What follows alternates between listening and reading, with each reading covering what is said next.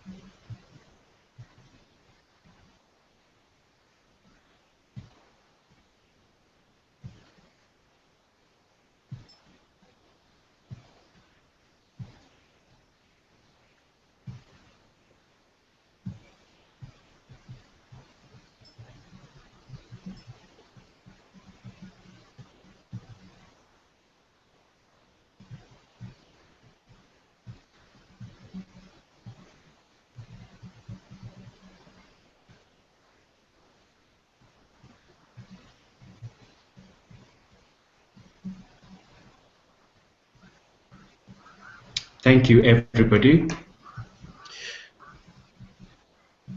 The enemy of the state ?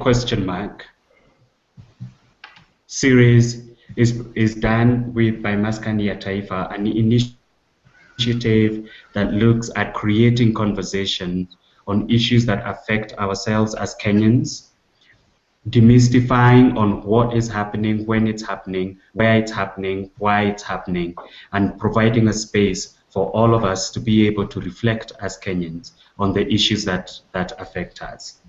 It is also a series that aims to talk to some of the people that are involved in civil society work, that are involved in human rights defense, that are involved on issues of governance, democracy, issues of health, and we aim to continue hosting this event with as many of our leaders within the civil society sector as possible. This afternoon, we are joined by John Githongo. We are also joined by a couple of other people that are working on this program. Jeremy Mutiso is joining us, Kimani Unyoike is joining us, Irene Malinga is joining us, and Modest Tandubi, among others that are working on this program, on this initiative. But for now, the focus for this afternoon mainly is to talk and to hang out with Mr. John Githongo. Mr. John Githongo, welcome to Enemy of the State Google Hangout. Thank you very much. This is my first ever Google Hangout.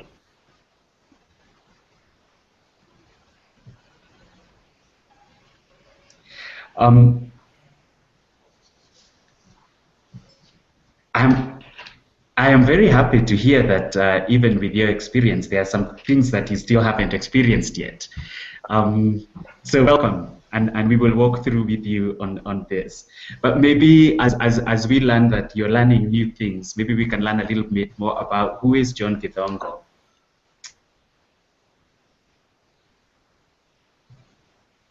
Oh, okay. Yeah. You get. I think I get your drift. You know, what do I do when I am not here in the office or involved in anti-corruption work or in youth work and that kind of thing? I'm a person who I love film, especially documentaries. I consume documentaries voraciously.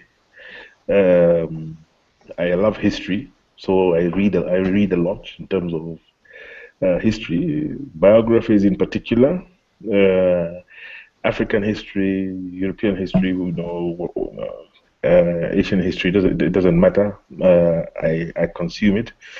I love to travel within Kenya to see and feel and meet different Kenyans from different parts of the country. To live with them, to be with them is for me, really great, a really great experience. We have a beautiful country and a beautiful people. And so, in my free time, usually I'm reading, or watching a movie, or visiting some part of the country where I'm able to meet Kenyans and learn and share.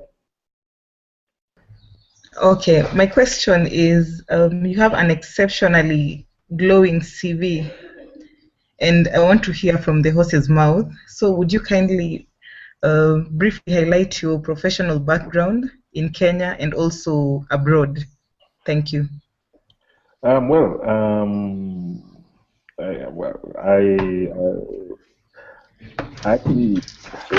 I studied, maybe I'll start at university. I studied economics and philosophy at the University of Wales. I came back and worked as a consultant, mainly using my economics. At the same time, I started to write. With a friend, we started up a little venture of a comic book in 1988, and as well, I got more and more deeply involved in the writing. So for a long period, after coming back from university, my career I had two careers. I was a consultant using my professional training, and I was also a writer. I love to comment on, especially on political, social affairs. I had a particular interest in corruption, and that got me pulled into Transparency International, which my father had been involved in founding, together with Dr. Peter Eigen, who is the current chairman of the advisory board of Transparency International. So I found myself getting sucked into doing more and more anti-corruption work. That's a time when transparency was starting in 1993, 94, 95. In Kenya, the government had refused to register Transparency International until 1999. And when it was finally registered, I was invited to help set it up. We had no offices, no money, nothing. So TI was actually started in my house. I used to live in Lower Kabete. And it was extremely enjoyable work. And we got it going. And so I then started focusing a huge amount of my attention on doing anti-corruption work at the same time as writing. I was an associate editor of Executive Magazine and also a columnist for the East African. Combined, I was writing for those publications for about 10 years until I was invited to join the government in December 2002 as the Permanent Secretary for Governance and Ethics, in charge of the anti-corruption affairs, advising the president. I was forced to resign from that position in 2005, so I found myself in self-imposed exile at the University of Oxford, at St. Anthony's College, for a couple of years until the very unfortunate post-election violence that we had here in the end of 2007, beginning of 2008, which in a sense made it possible for me to be able to come back and reinsert myself into the Kenyan context. I serve on a number of boards of organizations and committees. There are quite a number. I shan't go into all of them. I'm still on the advisory board of Transparency International. I'm a board member of AfriCog, which is a governance organization here in Nairobi. And I serve on the Independent Commission for Aid Impact, which is the British government's independent body that oversees all the aid that they distribute around the world, among other responsibilities and professional commitments. Okay, John. Hi. I would like to ask you a question concerning the ICC. Allegations are widespread that you have been directly involved in the ICC process and that you have caused some of the witnesses. How true is that, and how what is it? Yeah, well, I've read that in some publications. I've also seen it on the internet. Um, you know, that's a total lie. I have not been involved in the International Criminal Court process, except like most Kenyans who are involved because the ICC, especially after we passed our constitution in August of 2010, after it's promulgated, became a Kenyan court. But all this about finding witnesses, coaching witnesses, doing research for the ICC, etc., all that is utter lies. There's no truth to that whatsoever, and I would challenge anyone who would like to, who believes they have such information, such information to bring it forward. However, I think like most Kenyans, having signed up to the ICC, it's now a Kenyan court, and we follow its progress with interest because justice is in the interests of all Kenyans. So it is what it is. It's a choice that we made. I remember when we were debating the ICC in 2008, 2009. I was a bit. I was myself slightly dubious as to whether it was the best course for Kenya to follow. But majority of Kenyans, including the politicians, including some of the politicians who are at The Hague right now, were very supportive of the ICC. Majority of Kenyans were as well, and so it is what it is. A lot of rumors and speculations have been put out there. A lot of it is nonsense, and I'm grateful for this opportunity to be able to call it for what it is, nonsense. Could you talk a little about your activities and your work with young people and the youth in Kenya?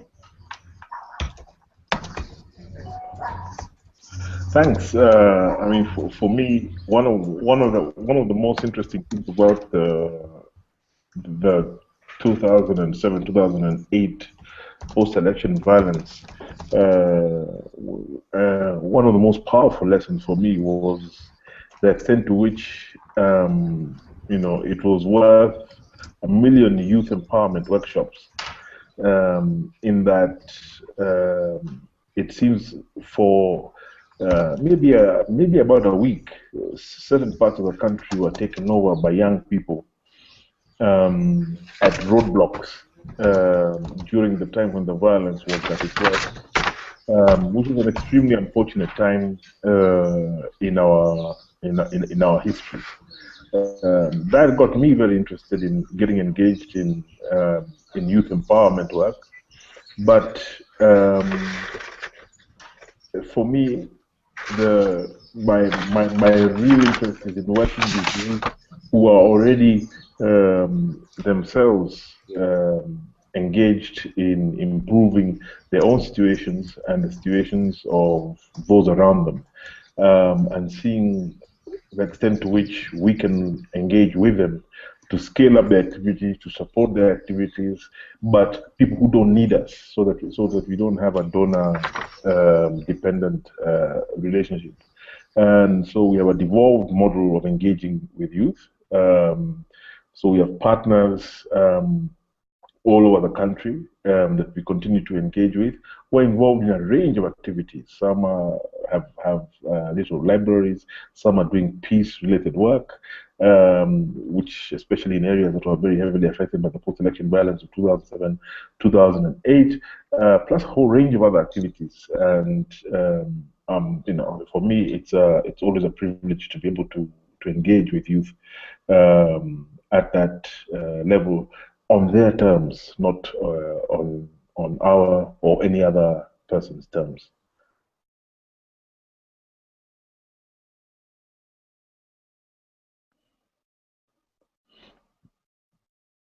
Peter, I can see you talking, but I can't hear you. I think you're muted. Can you hear me now? I can hear you now. Okay, great. It's interesting that you've talked about the work that you have been involved in with young people. A couple of incidents last year involved young people taking to the streets and talking about your involvement with youth in the country and some of the work that you were doing at that point. Could you shed a little bit more light on what that work was? And what could possibly have happened to have that kind of reaction from the young people? Well, I think we were involved in a project last year, which was mutually terminated. I think this year, essentially to mobilize young people around Kenya. For them to engage in activities that sees them productively employed and engaged in activities that most importantly give them a sense of self-esteem and dignity.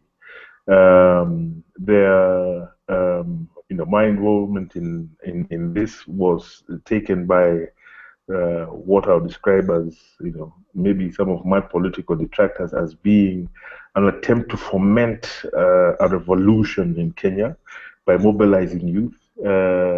And so I think some demonstrations were paid for by certain individuals making this kind of noise. It didn't get very far. I think what was unfortunate about it was it distracted us from doing the real work that we should have been doing, consumed valuable energy, and in the end,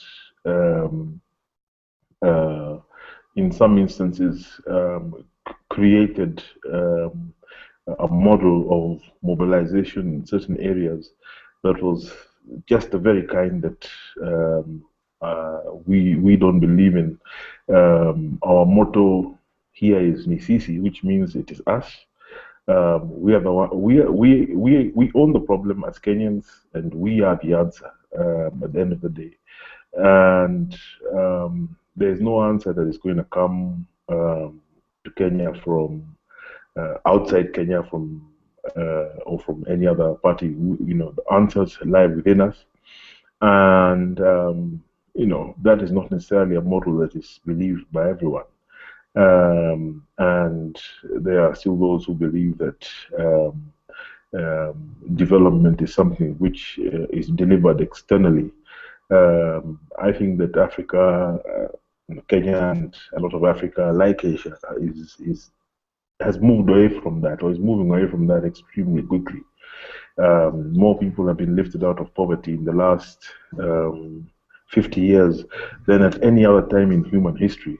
We now have, in a country like Kenya, a critical mass of young, educated, English-speaking, articulate young people who can interact with the global economy, on equal terms with their colleagues in the developed world. And the challenge is only to make that possible, and that's happening. When you see the kind of new technologies that are being developed, it's possible to see how that can happen. So I remain committed to the bottom-up way of doing things, and I won't give up on that. And secondly, I continue to believe that dignity comes before development. That development is not about things. It's about putting the software before the hardware. That if somebody isn't feeling and thinking right, no matter what you give them, development will happen. Well, and John, you've talked a bit. You know, you have raised a good point in talking about that. You know, African problems do have African solutions that need to be implemented by Africans themselves, and that, you know, that Africans and Kenyans, maybe to be a bit more specific here, can be, you know, other ones to set the agenda.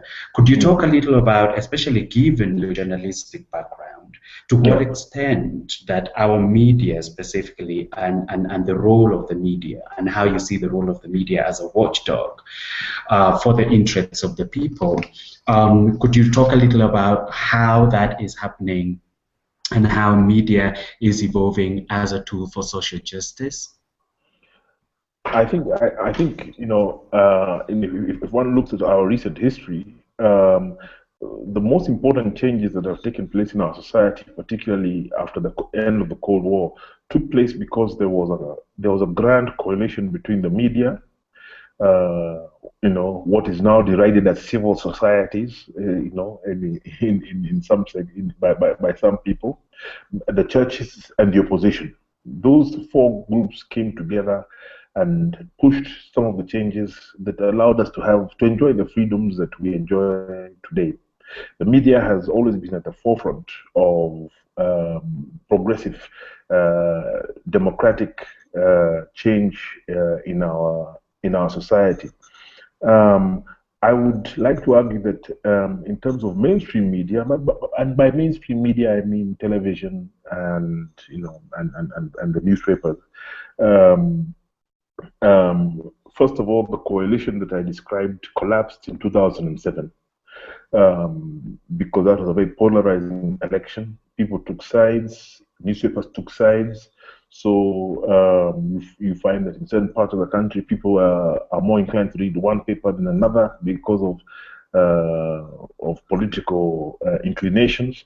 In Kenya, political inclinations very quickly become tribal inclinations. Therefore, the idea of our media as a neutral arbiter, a neutral vehicle of change, was undermined by the 2007-2008 violence.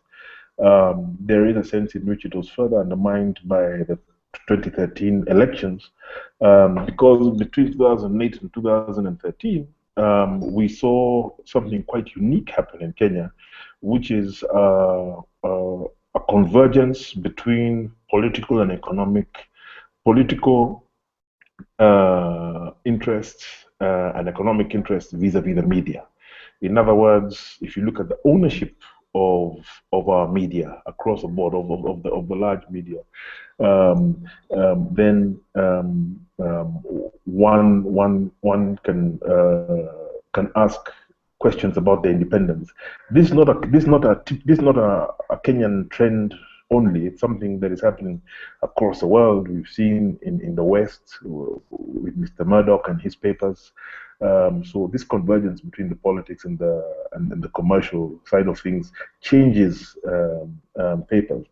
As a result, as we are now here in 2013, we've just come through a very traumatic terrorist incident at Westgate here in Nairobi, and I should like to argue that the primary media that was providing news on a real-time basis wasn't television or radio or the print press. It was Twitter, it was Facebook, it was SMS. So what media means has changed. And this change is not only something that is unique to Kenya, it's happening around the world. For me, it was brought home most profoundly when the Daily Beast, which is a major online media paper in the US, bought Newsweek And so I grew up reading Newsweek, and I've watched some of these international papers become thinner and thinner and thinner, and the quality and content of online media grow. So this is where we are. It's allowing us as Africans, as Kenyans, to jump from the third world into the first.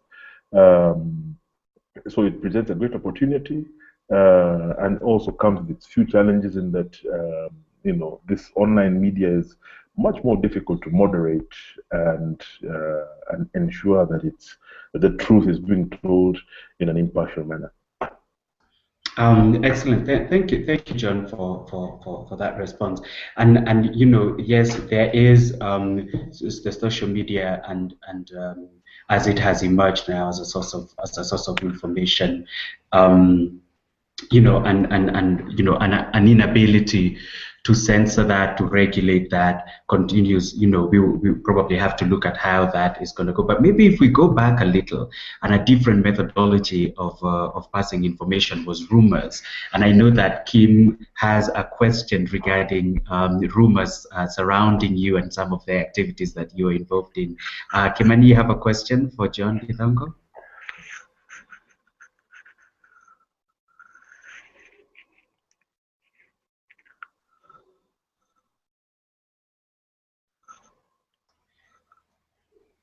Kimani, are you there?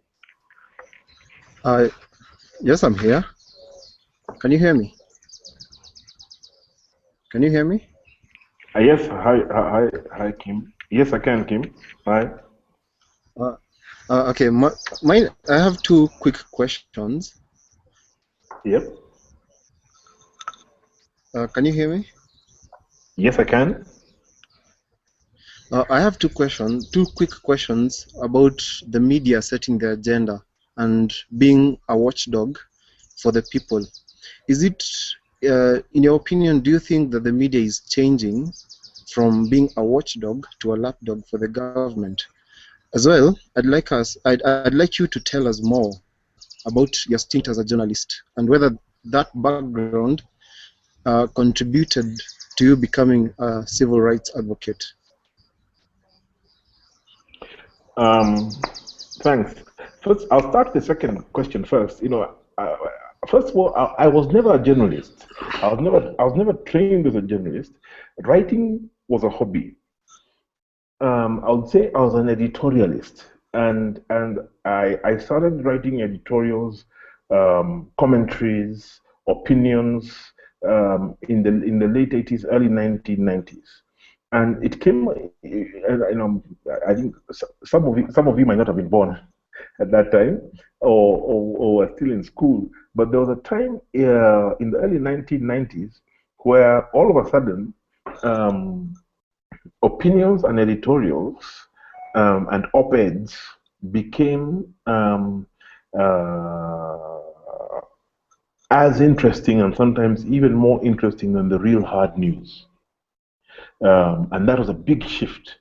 So, and I think the paper that really led with that was the East African, when the East African was created by the Nation Media Group. That so we saw an explosion of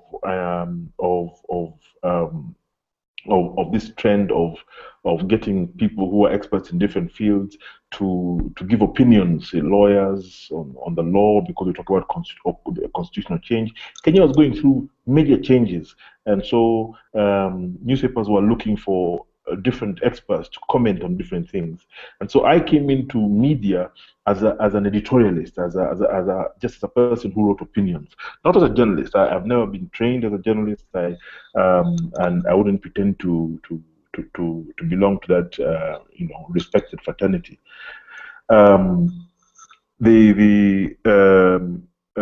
So over the past, and I think it's still the case now, especially if one looks at the weekend papers, which have got the highest sales, they are very heavy on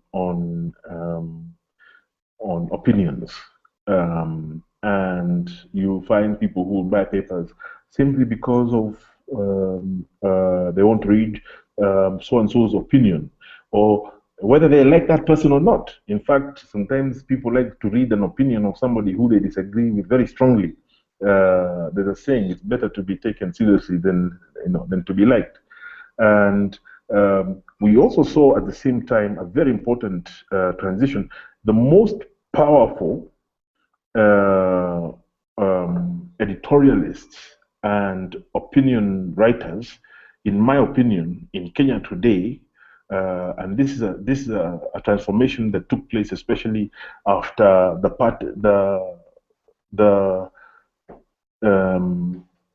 after 2007, 2008, and media seemed to take sides and lost some of its credibility. However, the groups that are the most powerful, in my opinion, are the cartoonists, the editorial cartoonists. Whether you're talking about Mado, Gado, all the editorial cartoonists, they are the most the most profound insights into what is happening in our society today is actually provided by them. One card, they say a picture is worth 1,000 words, and they prove it for real. More recently, because politicians have bought radio stations, have bought into newspapers, and a huge amount of money is being spent on spin, on propaganda. The beauty about Kenyans is that Kenyans are smart, and Kenyans can tell when they're being spun. People can tell when they're being, when they're being fed a line, and so increasingly we see more propaganda being pushed out there, and this is what has led to a situation where, as I said, quite recently, in this horrific, unfortunate terrorist attack we had at Westgate, where the real hard news was coming from Twitter, and to an extent from international media.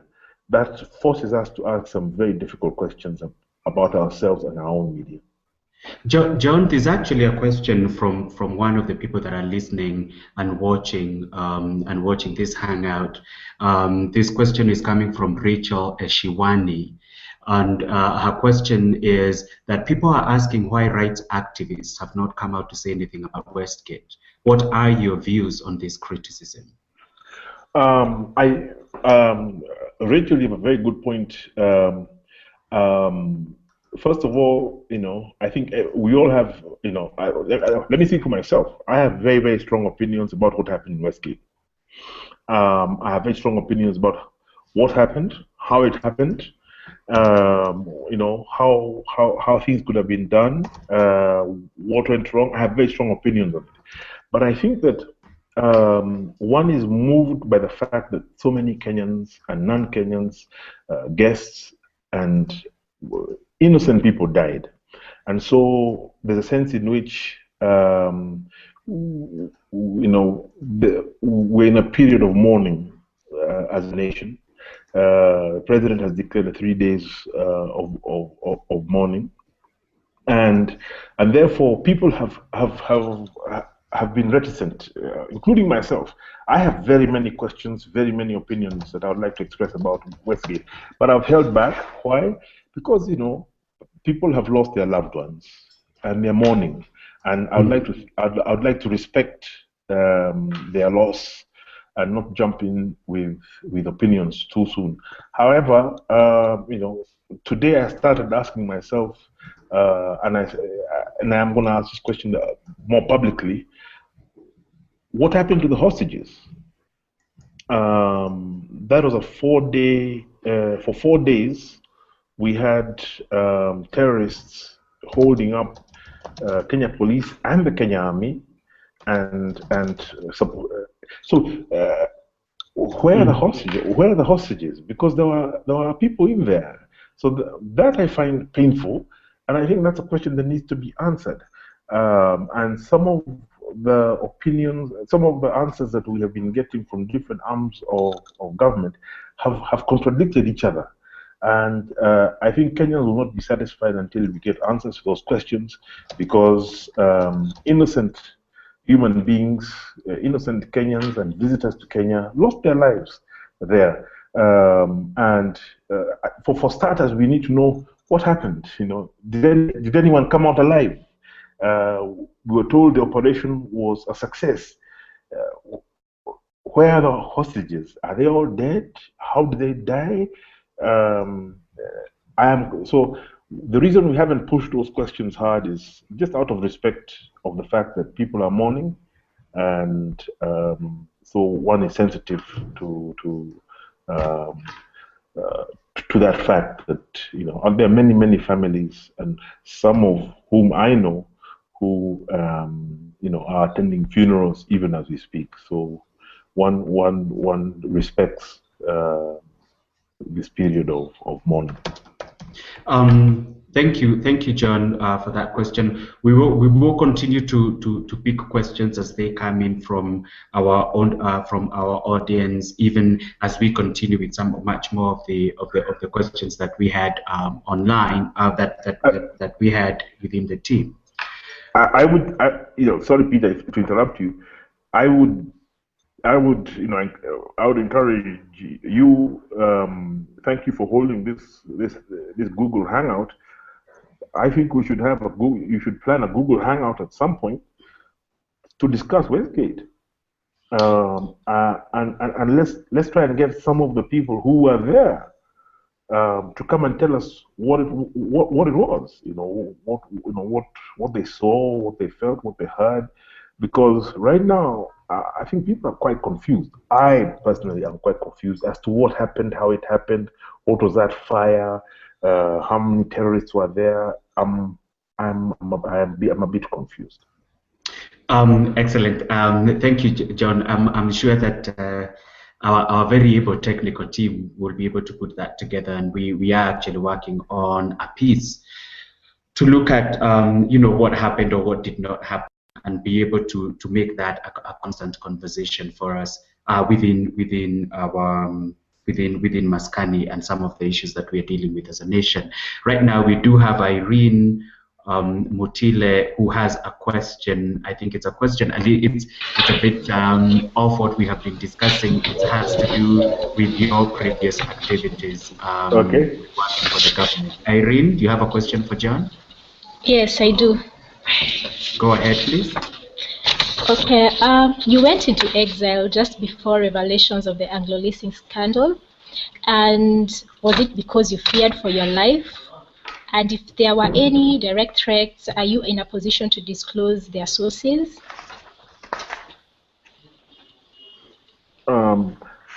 Thanks, Irene. Yeah, I resigned when I was in exile. I realized my situation in Kenya had become untenable. I had been receiving direct threats for a prolonged period of time, especially from around August of 2004 onwards.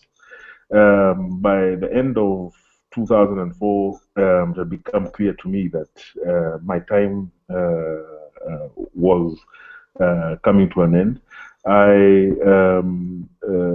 You know, there's a book that was written by Mikel Arong, who's a friend, about the saga that I went through, and I am currently in court with various individuals about some of the allegations that I stand by around issues like Anglo-leasing that took place while I was in office.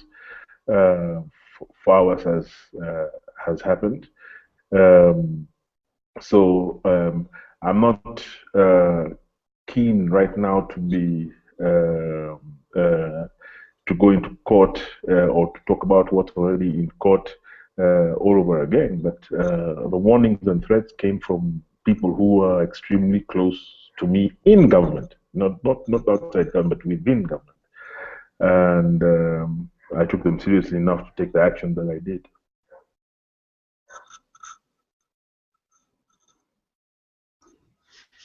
John, I think you know there has been a lot of questions, and there continues. You know, there as we had mentioned earlier, you know, there are a lot of people that think you're not in Kenya. Maybe they're seeing the flag behind you and thinking that you know, it's all a facade. Could you talk to us a little about, you know, when did you come back from exile and what prompted you to return to Kenya? I came back to Kenya in August of 2008, and I've been here. I still travel once in a while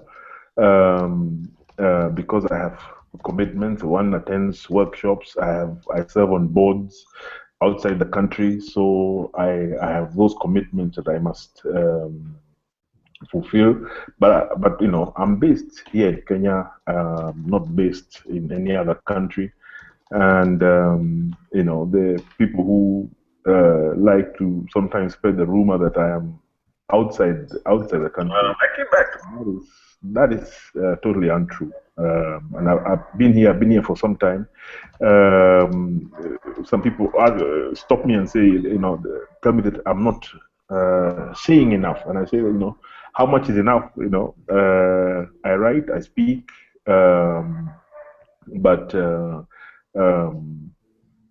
you know, I came back immediately after the post-election violence. I was, you know, contacted directly by the Prime Minister, by the Vice President, and others, and told, listen, you know, we've had a difficult time as a country, and you know, you should come back and do what you can to help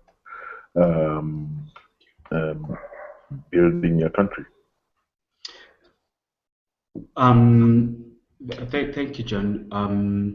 There was a question. I think we've lost the person. The question regards the question regarded whistleblowing and your activities around whistleblowing and somebody who stands up against corruption. And the question was, is there anything to smile about as far as corruption is concerned today?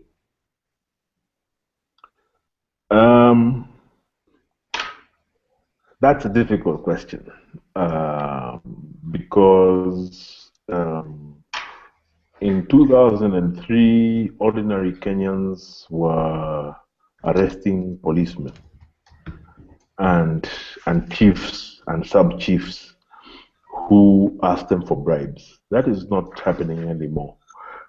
An anti-corruption drive is successful when it becomes a movement of the people, of ordinary citizens taking action, you know, taking their lives into their own hands and taking the kind of actions that we were seeing at the start of 2003.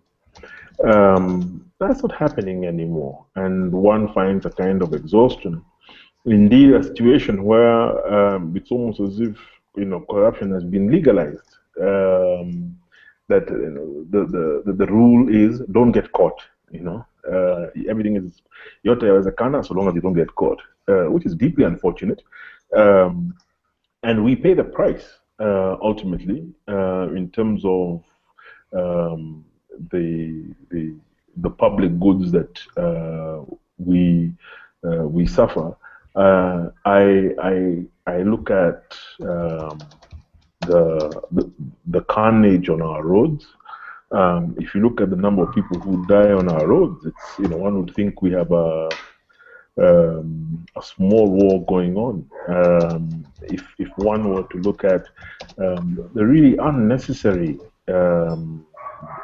deaths that we have to endure in our public hospitals, then, you know, one is forced to the conclusion, and all the world's most respected surveys show that corruption in Kenya is deepening, is getting worse. Sometimes we feel it doesn't touch us, but we all pay the price, and it becomes particularly toxic when it is ethnicized, when it is tribalized, and it poisons the politics and makes our democracy volatile in a manner that it shouldn't be after 50 years of independence. Thank you, John.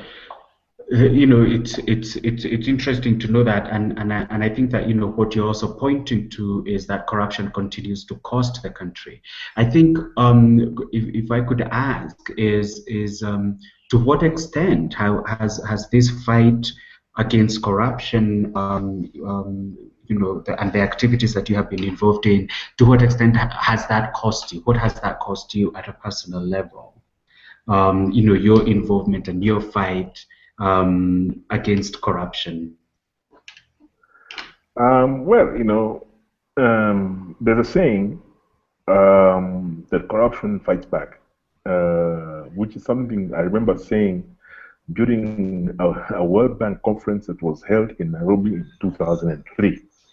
Because that's when I woke up to the fact that that it does fight back.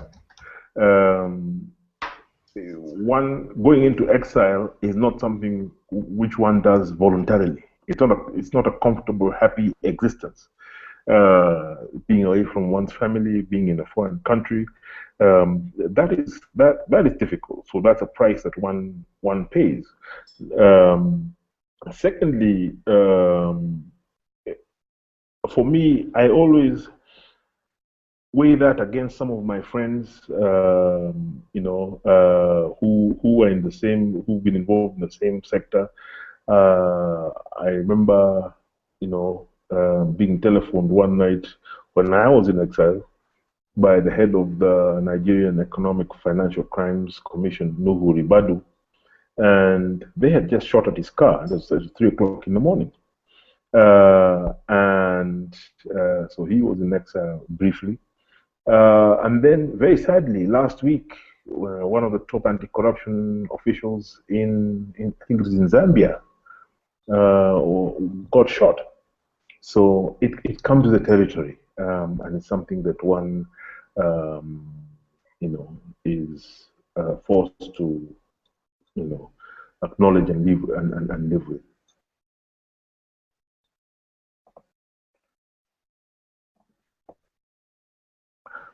I can't hear you, Peter. I think. Sorry. We are continuing to receive some questions from the audience and the people that have joined on this Hangout, and we will be able to bring those as they are coming in. But I think that continuing the conversation around corruption and what that has costed you. And what that has costed you. Could you talk a little bit about, the corruption vis-a-vis the status quo? I think that for corruption vis-a-vis, there's somebody who is talking about political positioning. There's somebody talking about the status quo. And yes, you have talked a little about your own personal sacrifice, so to speak. To what extent does deconstructing corruption and allowing people to creating a corrupt-free zone a threat to the political positioning and the status quo, and is that war winnable? Is that battle winnable? I think it's possible to make progress against the battle. In the battle against corruption, it's possible to say that we are moving forward and to enjoy. It's good to be able to. One has to accept that the most you can do is have a situation where the majority of a population believes you when you say you're serious about corruption. that creates an environment when you can actually begin to deal with it. That kind of environment hasn't really existed since for the last almost 8-9 years. The cost has been high, and the cost has been this: is not the most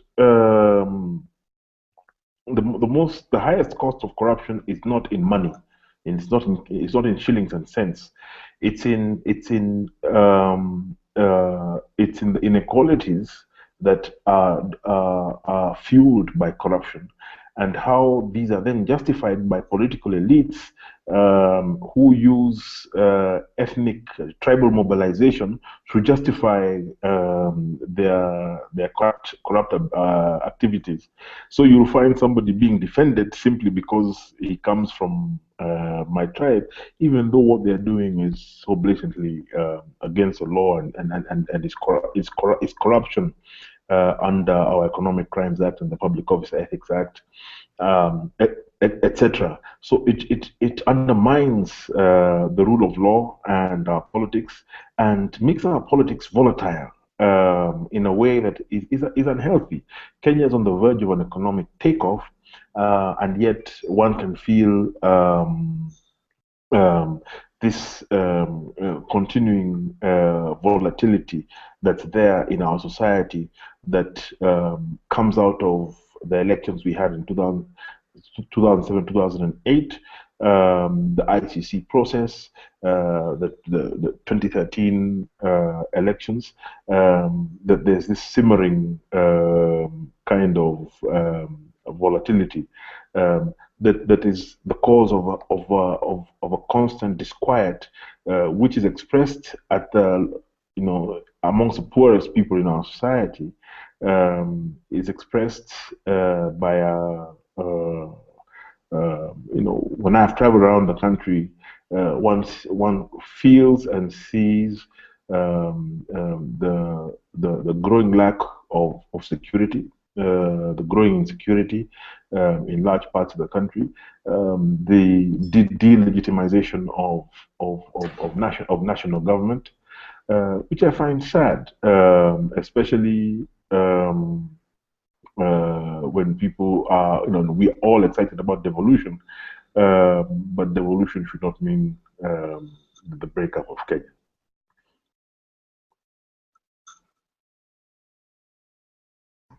Sorry about that. There is thank you for that in terms of responding to that question. It looks like there's also a bit of some questions that are coming in, some of them to do with the whole issue around Westgate and what you've talked about in terms of insecurity.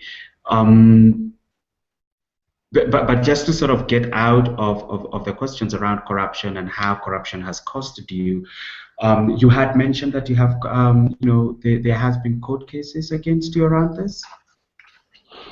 Yes, I've had five court cases.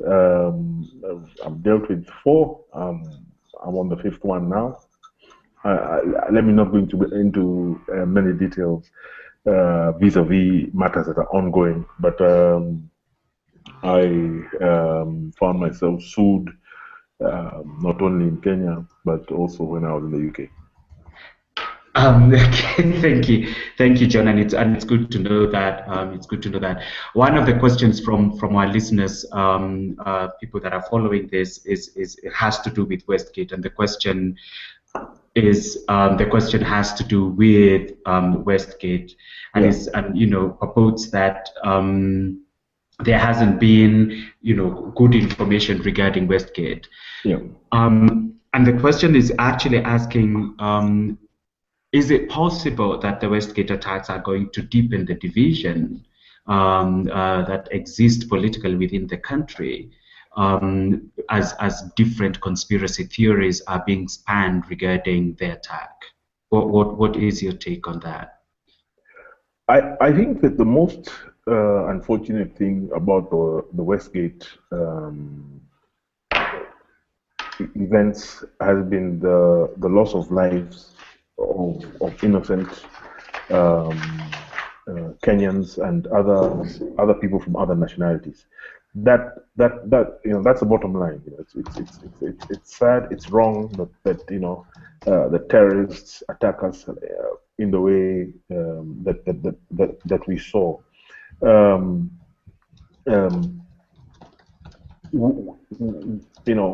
One often forgets that Kenya was attacked by a group like Al Qaeda, in a sophisticated way before America, because when the U.S. embassy was bombed in 1998 and the Ufundi Cooperative House collapsed next to it, Kenyans were the majority of the people who died in that attack. So it also says something about the versatility of Kenyans and the way Kenyans are able to pull together when they're faced with these tremendous crises or sudden convulsions. That is very heartening, and I feel that we saw a lot of that now with the way Kenyans came out to give blood, with the way Kenyans stood together and supported each other during this difficult time when we had a siege lasting 4 days. The slight confusions and where the rumors, the propaganda, all these theories that you're talking about that are now floating out there, especially in social media and in the public domain, those are caused by there could have been a better management of information, because this was a process that lasted 4 days. And whenever you have a vacuum vis-a-vis information, it is filled by something, and sometimes it is filled by lies. It is filled by mistruths. We saw, for example, that on Twitter there was a group clearly seeming to represent the attackers that had a Twitter handle and that was tweeting information and really taunting Kenyans and so we have a lot to learn. The government is new, it's young, and so I think they could have handled the information side of things much better.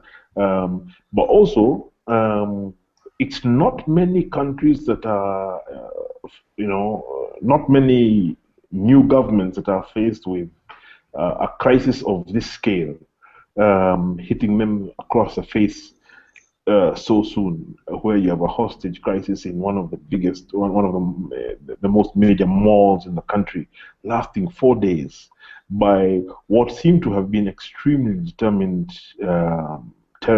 opponents. So yes, the rumors, the lack of the truth, the lack of proper information can divide us, because it's used by people in the wrong way.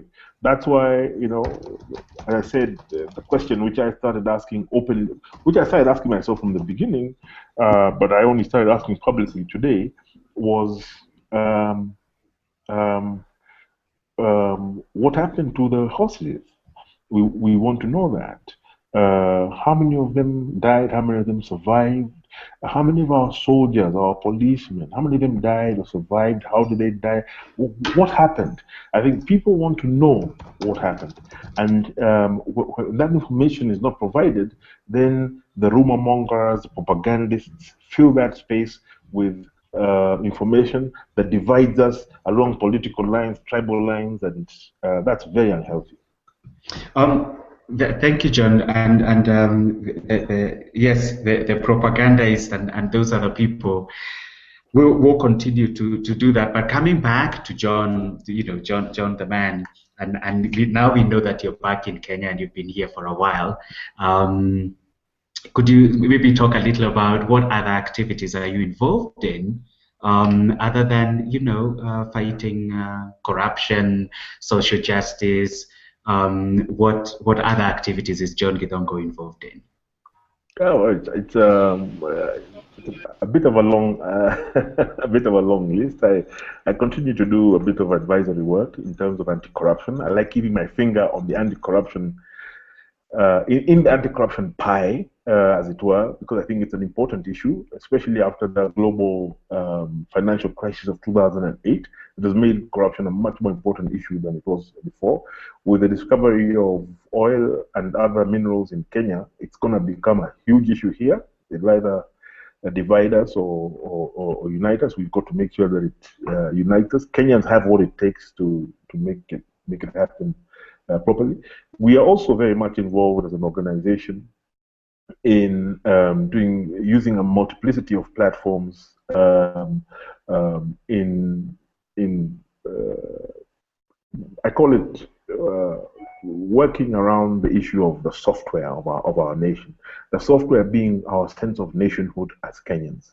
What we saw coming out over the past few days when Westgate was taking place, when all of a sudden what can be a very polarized group of a nation of people can come together because we are forced together by a crisis that is brought upon us by evil people.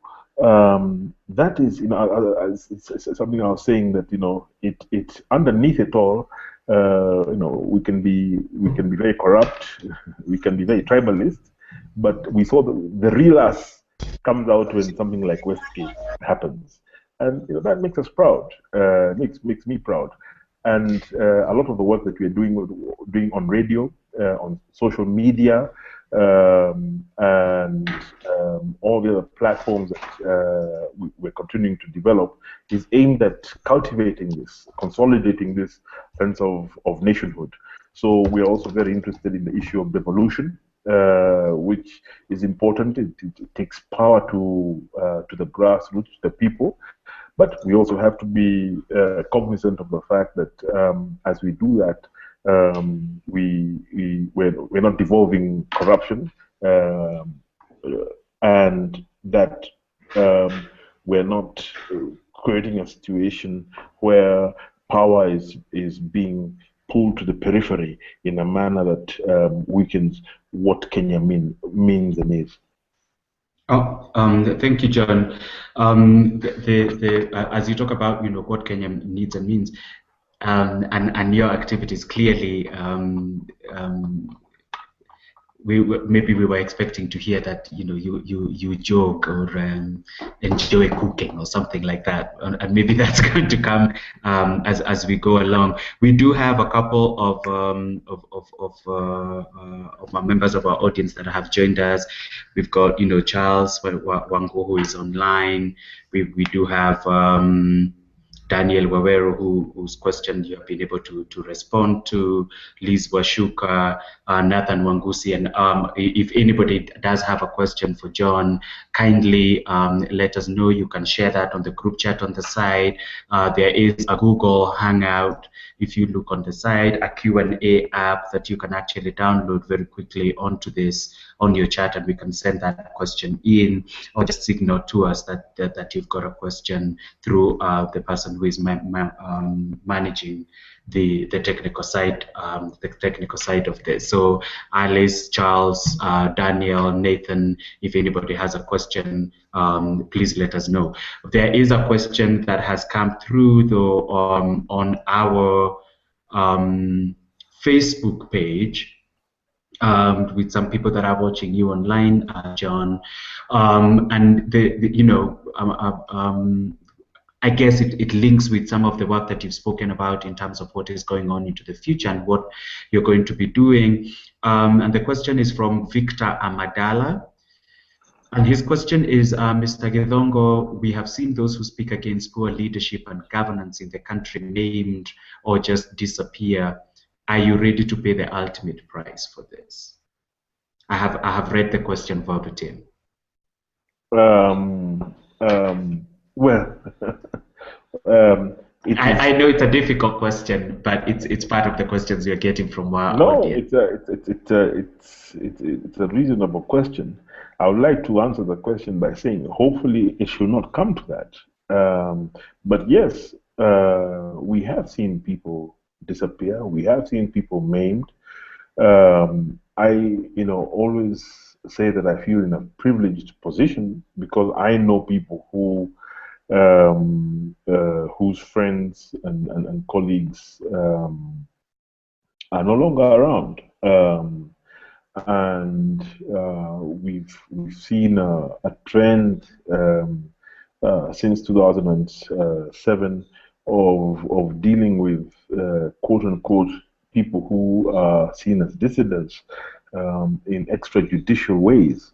The problem with that manner of attempting to solve problems is that it soon feeds itself, and it rebounds on those who are carrying carrying it out. So I have been following, for example, over the last since the elections, really, the number of cases of policemen being attacked by ordinary 190 in different parts of the country, being chased or being stoned, and yes, we have many complaints about our police, but I always say that it's our police.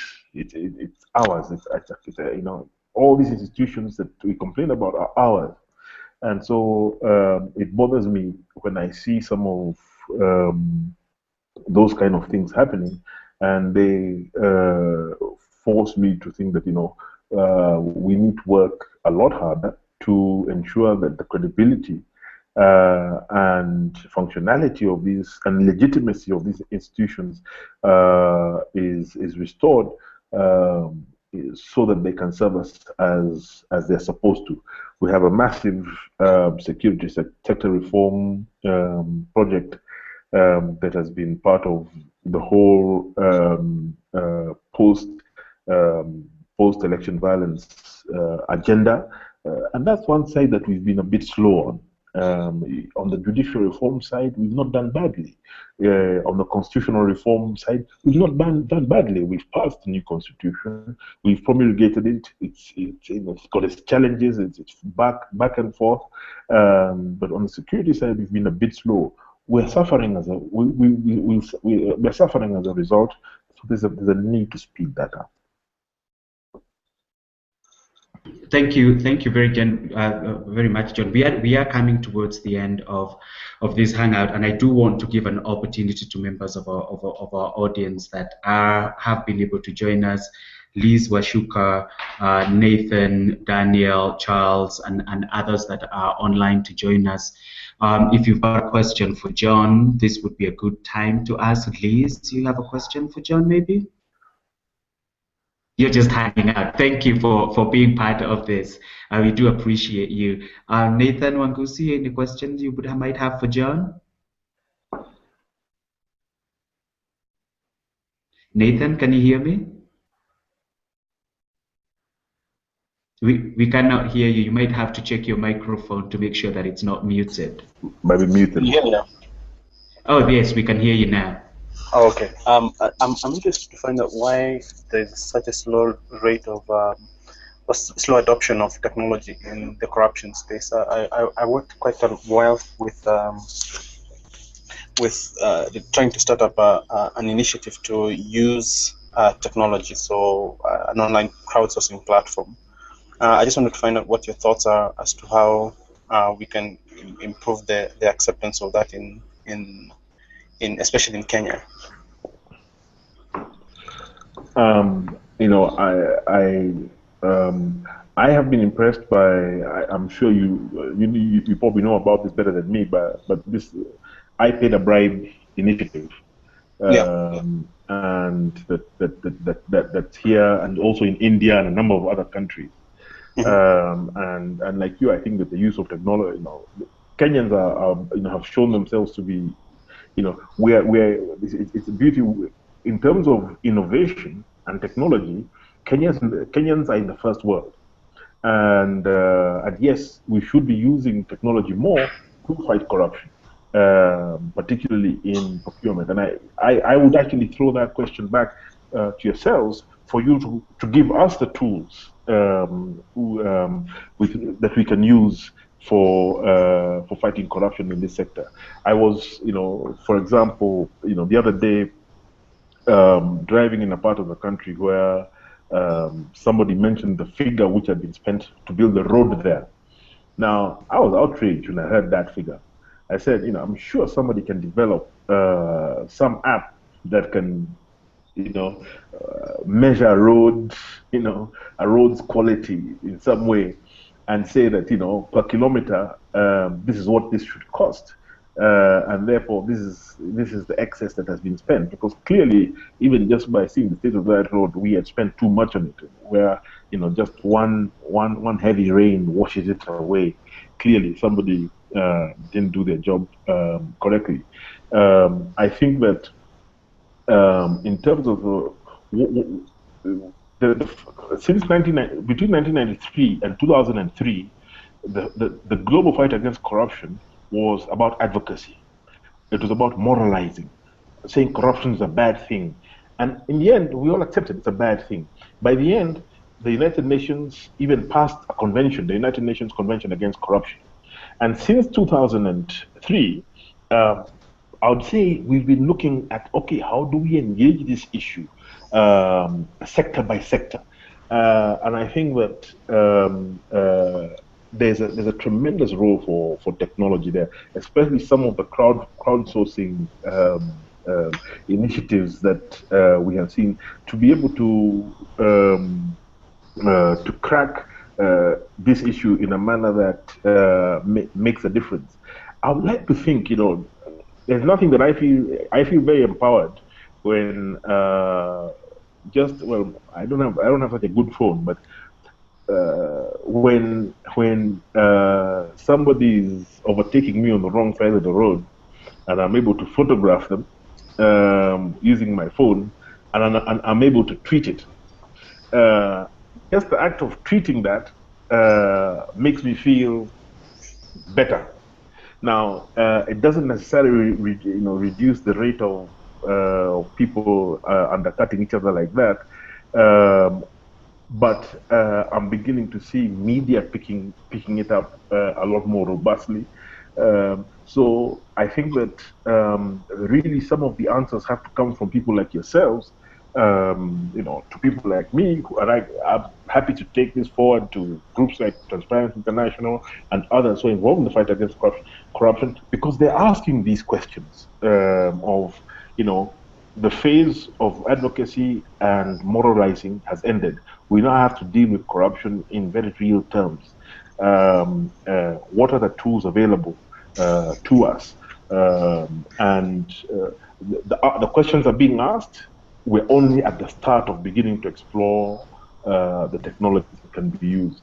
Right now, technology is being used, especially crowdsourcing and mass online mobilization techniques are being used against corruption by certain advocacy groups, but not to actually fight corruption in things like procurement, in things like security, in health, in education, where it matters the most. If somebody could help, and I think there's an app that has been developed by somebody who I was very honored to meet, who comes, I think, from Ghana, which distinguishes between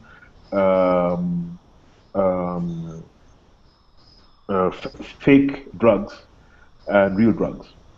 Now, one of the most insidious forms of corruption that has arrived in Kenya, it's growing, and I think we have the opportunity to nip it in the bud now, is when you start, we saw it with the arrival of fake phones, fake TVs, just fake electronics.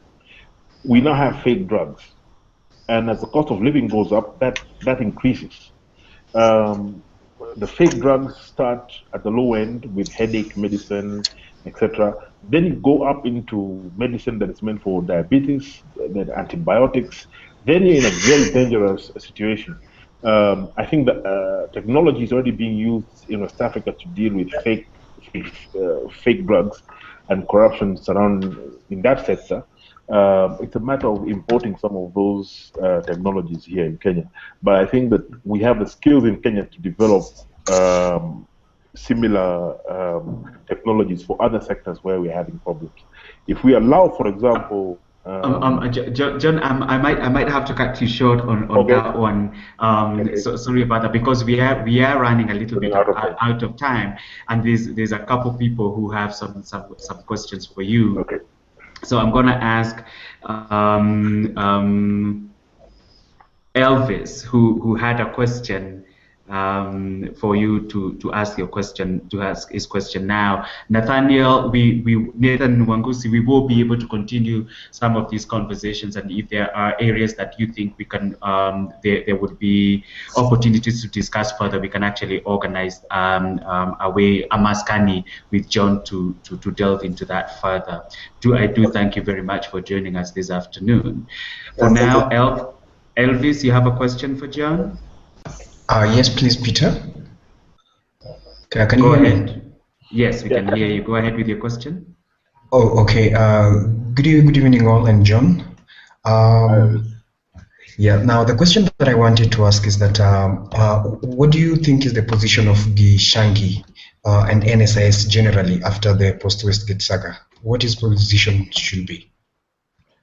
Well, you know, the position of the National Intelligence Service is a question that is being asked very heavily through our social media, and I am waiting to see what Parliament, because it is, you know, we have a parliamentary committee which is mandated with the responsibility to ask questions about the performance of these institutions on which, you know, a huge amount of taxpayers' money is spent, and so that they can explain to us a little bit. It would not be bad to know how come, you know, a group of terrorists can enter.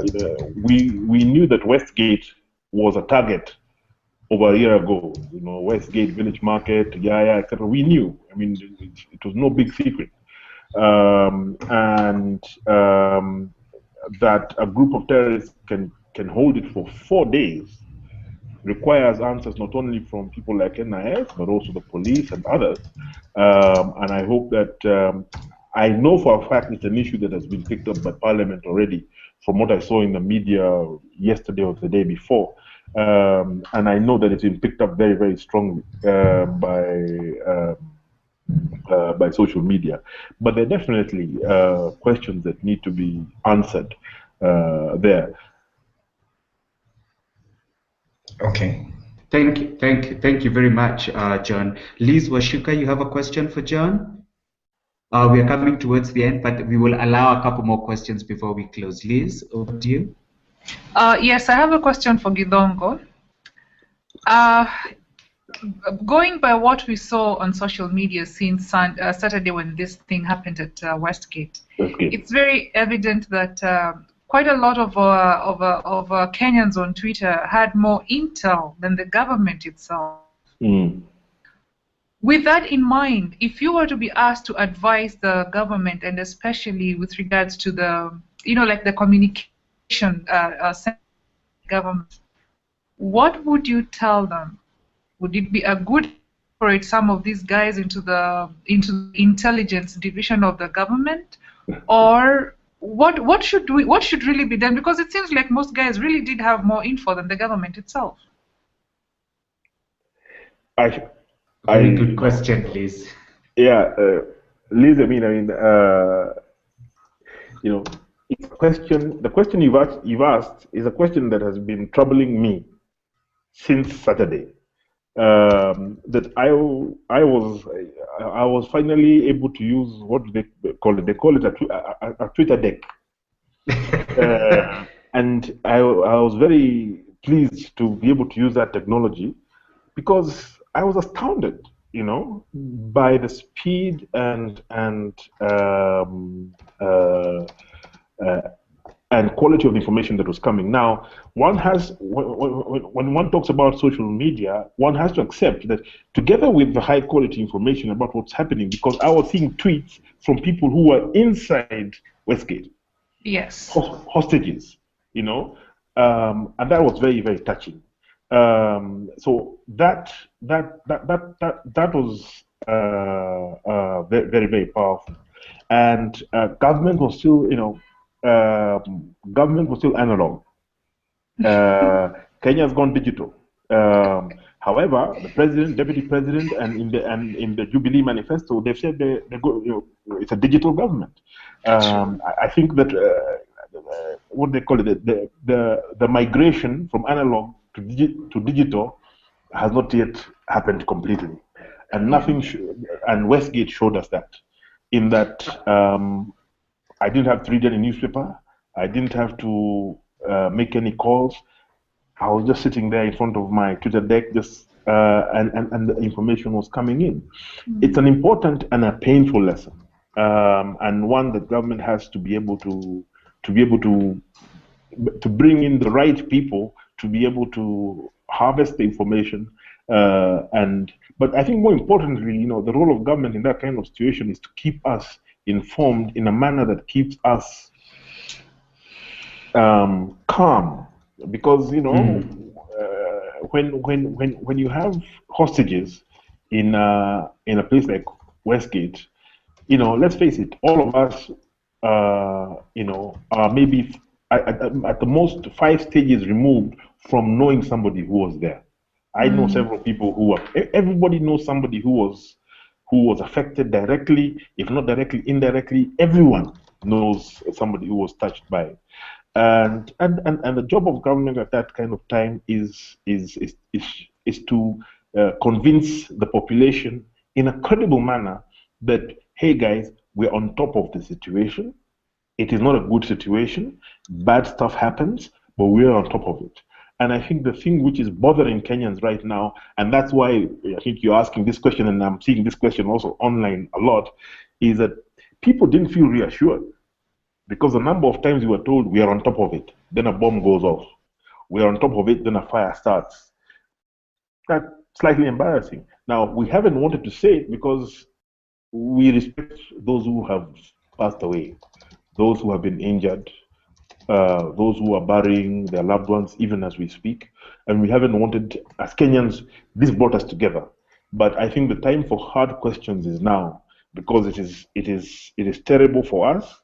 That a group of terrorists can take over one of the major malls in our country for 4 days and fight off our police, our army. At one point, I was seeing English policemen. It's bizarre. So I don't get me started on that. John, it's good. I'm actually worried about that. The point that you made about being digital, moving from analog to digital, I'm quite happy that your first experience of a Google Hangout, it's in a time when there's something that you have quite a bit to say about it. But Liz actually did have another question as a follow-up to that question. Liz? Do you want to ask your question now?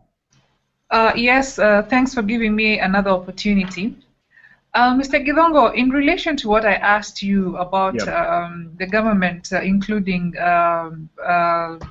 people from, guys who are really informed about some of these things, I would also want to ask you, what do you think, because like you correctly put it, we were getting information from people who are inside the mall.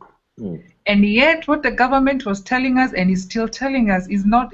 There's some discrepancy of some sort. My question to you would be: do you have access to any of them to at least tell them that in this age, like you correctly put it, it is a digital era we are in, but the government still seems to be in the analog days. In an era where everybody, or rather almost everybody, has a smartphone, can be able to take a photo and tweet it, the government should not be lying to Kenyans as to what happened or what has been going on. They should be very, very careful what they're telling Kenyans, because right now people are actually wondering what to believe and what not to believe. So what do you think of that situation? I think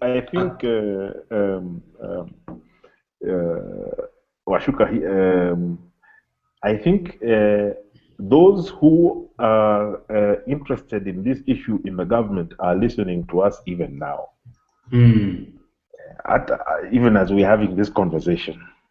So you can say hi, and to take these issues seriously, because that was embarrassing. That was a bad show. That I'm getting tweets or messages from somebody who's lying on the floor of Nakumat, and I'm watching a civil servant saying we're on top of the situation. Really, people need to get their act together and to realize that actually this time Kenyans were on top of the situation, and so it's people to up their game. We tell them that not because we want to being negative, wanting to abuse them. We recognize they are our government. They're if Kukiumana, it's them that we look to assist us. But when you look at what happened there, it was ordinary citizens. The heroes that have come out of this are ordinary guys who jumped in and helped out. I'm sure that Peter, you can record this conversation. I'm sure that there are people who are listening in quietly who are also listening to the sentiments that Washuka is expressing. I'm sure they hear you. And Peter, perhaps what you should be thinking about is, we do a Westgate hangout.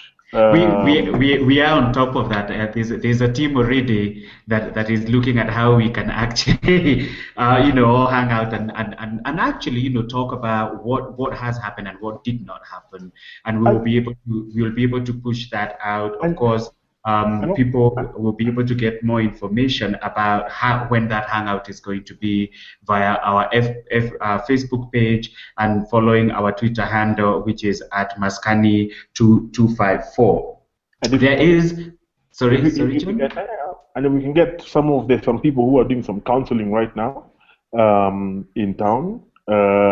We can get some of them to join us because I think that I have talked to a lot of traumatized people. People who are coming out of field, people traumatized. I talked to somebody today who's leaving Kenya. Very bright Kenyan leaving. So enough. And I think that's really unfortunate, really sad. But I think these kind of conversations are also for us very cathartic.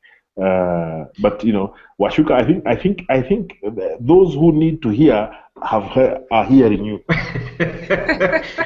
and that's part of why we are having these discussions. I think this is what Maskani is about. It's about hanging out and really talking about some of the issues that are affecting us and affecting our society. There is a question from Eunice Mojiko. You have a question for John? Eunice, are you there? Can you hear me? Yes. Yep. Go ahead. Thank you very much. Good evening, all. I can say it is a pleasure. John, you've spoken a lot about yourself, the work you do, and what you continue to do, but you've not mentioned anything about your family. Could you please tell us a bit about your family? Thank you, Eunice. Eunice, I deliberately don't bring my family into public. I'm happily married. I have brothers and sisters, nephews, father, my mother, and I don't like bringing my family very much into my public situation because I have both friends and enemies. Let them remain focused on me and not on those around. Thank you. Thank you very much. Thank you very much. Thank you very much. We do have a question, but I do think I kind of feel like we had responded to this question earlier from Seth Obura, who is watching, who is listening in. And maybe, and the question, I'm just going to repeat the question verbatim, is why has the civil society been quiet since the Westgate attack, or are they only active on social media? I know, John, we had responded to that, but maybe just 1 minute to respond to that. Yeah, civil society is quiet out of, I believe, out of shock, and also out of respect for those who have died and have been injured. There are funerals happening even now.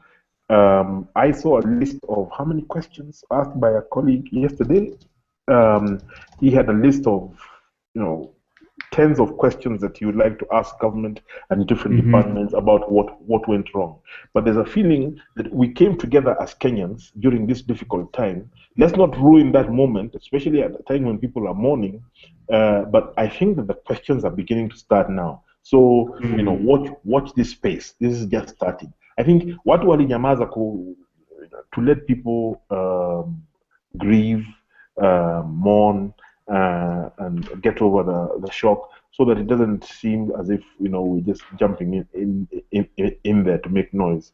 But I think that some very serious questions are going to be asked. You can be very, very sure of it.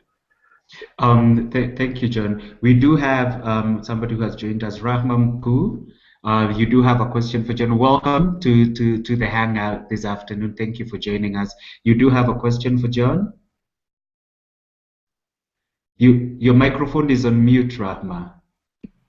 Okay, thank you for having me. My question was just answered, but I just wanted to, reiterate, the feelings from the diaspora.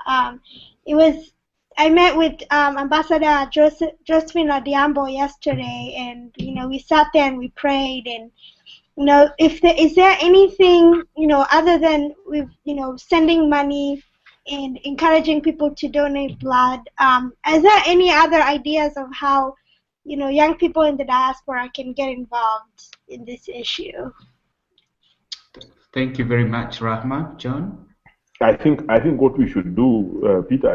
I think this is the subject for a hangout in and of itself. Yeah, okay. I really do think, because I think there's so much that everyone can do. And I think the Westgate saga threw up so many questions that people are asking themselves and that are disturbing people. I think we need to ventilate them and have a fully fledged discussion. I would say sooner rather than later. Thank you, thank you, John, for reiterating that. We are going to organize that, and again, we will be able to notify everybody using our Facebook page, Maskani at Taifa, and our Twitter handle, which is Maskani at Maskani254. Also, you can look up that information on our blog and on Storyfy. We only have a couple more minutes left, but before we leave, John, I wanted to ask the part of how we've ended up being able to host these kinds of afternoons, Google Plus Hangouts, is because of the pressure that had been brought onto the civil society at some point, and we have this again, using social media, this web. Of the evil society, as it was called at that point, and we had John Githongo right in the middle of that. Would you consider yourself an enemy of the state? Well, I mean, I don't consider myself an enemy of the state. I mean, this whole sort of propaganda of evil web and civil society, and all, being involved in all sorts of things, is directly related to the International Criminal Court cases. Because people say that civil society coached witnesses to lie, etc., etc. And I find it very offensive. People say, the people who are publishing last week that that I'm a witness at the ICC. The other people telling me I am at the ICC. That I was here in Nairobi. It is this flood of lies that is constantly fed to people is very cynical. And the thing is, I often remind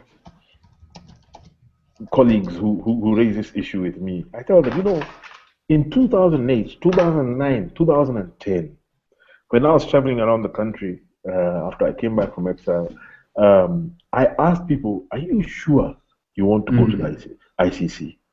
And I used to get into trouble with friends. I used to get into trouble. I said, "Listen, are you guys sure you want us to take this matter of ours all the way there to the Hague? You don't feel we can sort it out here?" And I tell you that it doesn't matter what part of the country I was in. It doesn't matter which, the station of life. It doesn't matter what Kabila. People are saying, "Find a hook. Don't be vague. Let's go to the Hague." Let's go to Hague. The moment we arrive there, things change, and people want to change the narrative and say, no, actually, this is an evil foreign thing. And I said, but listen, but we were together. When I asked you the question 2 years ago, do you want this thing? I said, yes. It has become evil now. Now, as Kenyans, we're in this situation where we have to accept we passed a constitution that made this court a Kenyan court because we signed the wrong statute. Now we have found ourselves there, and we've got to deal with it. There are those who would argue that had it not been for the ICC, perhaps this last election might have been more violent than it was. We don't look at, we are seeing the downsides of it, and there are downsides. It's been politically destabilizing, etc., etc. But I would like to think that the ICC has also caused politicians to think twice before saying, it's forced people to think twice about using violence in politics. If that has happened, that's a good thing. It's been a painful lesson, but it seems as if those are the lessons that Kenyans like, as we learned in Westgate, and that we shall discuss next time. Yes, and I think that actually I guess that's answers the question about being enemy of the state. About asking questions and allowing spaces for ventilation. We are coming to the end of this hangout. John, we really do appreciate your time. We know that you're pressed for time, and we had promised you that it's going to take maybe an hour and a half. I just noticed that we are way over that. So really, thank you for your indulgence on this. Would you have? We are going to follow up with a hangout. And hopefully you will be able to join us on a hangout to ventilate around Westgate and some of the other issues that are happening. Maybe we need to ventilate around the ICC as well. I would, I'll make time. I think that if we can do a hangout around Westgate and also bring in some of the counselors who counsel us, because people are angry. The questions I'm hearing, people are not happy. People are angry. People feel let down. I think we need, there are people who are grieving also because they've lost friends, or they know friends who are grieving. I think we need a hangout around Westgate, and we need a hangout around the ICC. Let's go ahead. Let's demystify it. Let's bring in some of the experts. I'm not a lawyer. I'm not an expert on the ICC. Contrary to what some people would like us to think, I'm not experts on the ICC. But there are those people who understand the way the ICC works a lot better. Let's bring them into the hangout. Let's ask them the questions, ask them the implications. And the sooner we can do that, the better. So for me, it's a great privilege to be able to be with you on this hangout. I think it's an extraordinary tool. I think this is a very Kenyan cutting-edge kind of thing to be doing about something that is really important to us. So, it's a great privilege. I really look forward to doing it again. Thank you so much, John, and thank you to everybody that has joined us today on this hangout. A recording of this interview will be available on our YouTube channel. Maskani Taifa channel. We will also be able to get a storified version of this on Storify. Please remember that you can follow Maskani on Twitter at Maskani254. We are also available on Facebook and providing spaces for discussion at Maskani ya Taifa. You can like our Facebook profile on Facebook. We will continue to host these kinds of events where we will continue to hang out with different people that are working and our leaders and trailblazers in a lot of the work that we are doing. Nathan, the question that you raised around, how can we utilize technology, crowdsourcing to fight corruption? What are some of the other ways in which we can bring innovation into the spaces of everyday work? I think that's a really interesting area of interaction and interrogation, and would be quite happy to work with you and your team to bring that together. Thank you very much, Liz, Rahma Mkuu, Daniel. I think Daniel has already logged off, and everybody else who has participated this. Keep it logged on Maskani at Maskani254 on Twitter. We are on Facebook. We are on Google Hangout, which is where we are today. We will be able to bring you more information about when we will next be hosting a Hangout. But for today, I really do want to thank everybody that has participated. Until we see you again, goodbye. Bye. Thank you.